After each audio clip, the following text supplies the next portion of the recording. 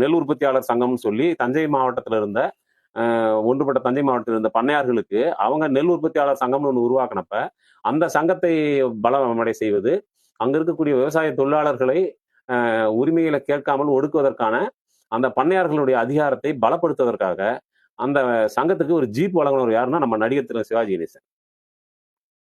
நீங்க அவர் எல்லாரும் நம்ம நடிகர் திலகம் தான் பாத்துட்டு இருக்கோம். அவர் சாதியிலையும் திலகத்துல இருந்திருக்காரு. சாதிய திலகமாவும் அவர் இருந்திருக்காரு. நிறைய சீன்ல வந்து ஆமா, அவர் சாதிய திலகமாவும் இருந்திருக்காரு. அப்ப நீங்க வந்து வெண்மணியினுடைய அந்த படுகொலையினுடைய வரலாற்றை போய் படிக்கும்போது அந்த காலகட்டத்தில் இருந்த ஏஜிகேன்னு சொல்லக்கூடிய ஏஜி கஸ்தூரங்கன் போன்றவர்கள் அவங்களுடைய நினைவலைகளை போய் நம்ம பார்க்கும்போது அதெல்லாம் படித்து அறியும் போது தான் நமக்கு தெரியுது நம்ம இந்த சிவாஜியை வந்து ஒரு நடிப்பா தான் பார்த்துருக்கிறோம். ஆனா அவர் சாதிய ஆளா இருந்திருக்கிறாரு. அவர் போய் அங்க வந்து அந்த விவசாய தொழிலாளர்களை கடுமையாக சுரண்டைய ஒடுக்கிய பண்ணையார்களுக்கு வந்து ஜீப்பு இவர் தான் போய் கொடுத்துருக்காரு. யாருன்னு அவங்க கிட்ட சொல்லு. தேவர் மகன் சொல்லு. அதுவும் உன் கையால அந்த வல்லவத்தை என் தோல்ல போட வைக்கல. நான் தேவையில்லையா, நான் தேவையில்லை.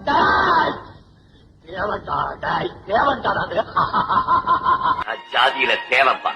தேவை ஸ்டார், தேவை.